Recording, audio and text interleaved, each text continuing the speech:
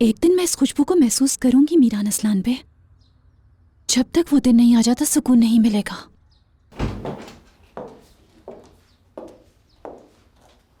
सुबह से कोई तुम्हें कॉल कर रहा था। कौन कर रहा है? मैंने कॉल पिक करके पूछ लिया। पता है कौन थी वो? यारीन शादोलो। क्यों कॉल कर रही है ये तुम्हें? मुझे क्या पता अम्मी क्यों कॉल कर रही है। गोनल, मेरे साथ झूठ मत बोलो। पहले ये दरवाजा बंद करो।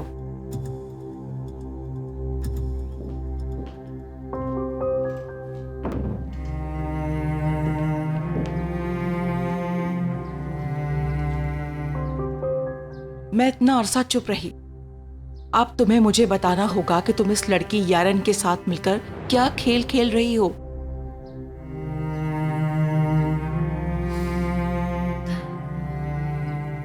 उसने मेरी मदद की। उसने मुझे बताया था कि रेयान और मीरान उस घर में है। शादोलो खानदान की लड़की, वो तुम्हारी मदद क्यों करने लगी? पता नहीं अम्मी, उसने बताया था कि आजाद रेयान से मोहब्बत करता है और वो अपने भाई की मदद करना चाहती है।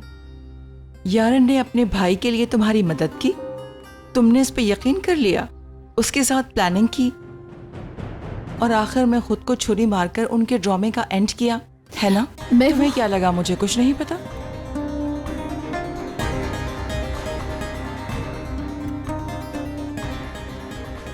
इस दफा तुमने बिल्कुल मेरी बेटी की तरह एक्ट किया। आपको बुरा नहीं लगा? इस दुनिया में हर किसी को कुछ पाने के लिए कुछ ना कुछ खोना पड़ता है। अगर इस दुनिया में तुम्हें प्यार से कुछ हासिल ना हो तो फिर जोर जबरदस्ती से छीनना सीखना होगा। आपको पता है अम्मी, मैंने रेयान से मुकम्मल छुटकारा पाने के लिए उसको बता दिया कि मैं मीरान की बीवी हूँ। अब वो कभी वापस नहीं आएगी।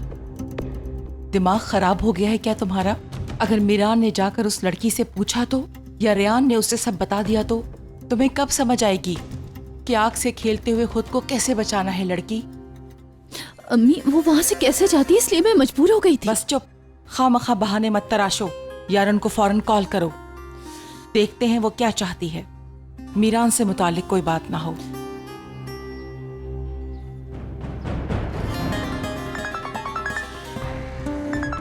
हेलो।